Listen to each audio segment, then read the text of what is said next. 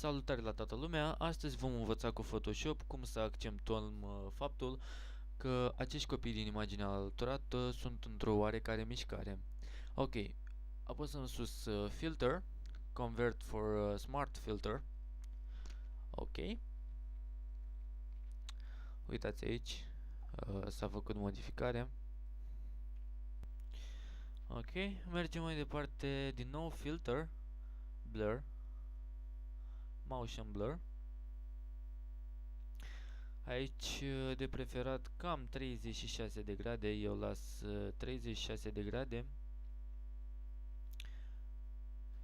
și 90 de pixeli, lăsăm așa că văd că este destul de bine. Apăsăm OK.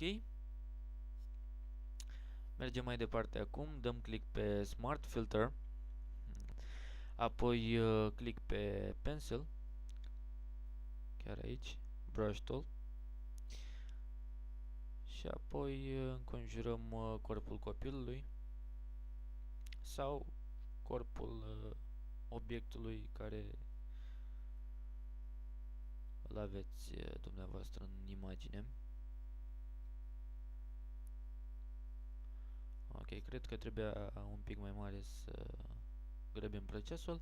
Bun, numai bun așa. Dacă sunteți nehotărâți, dați dublu click pe Motion Blur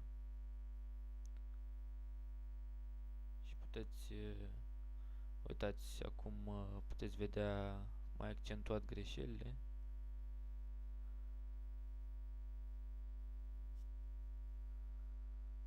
Este prea mult așa oricum.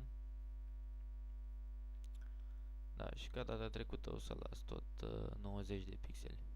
Ok, aceasta a fost lecția de azi. Vă mulțumesc, la revedere!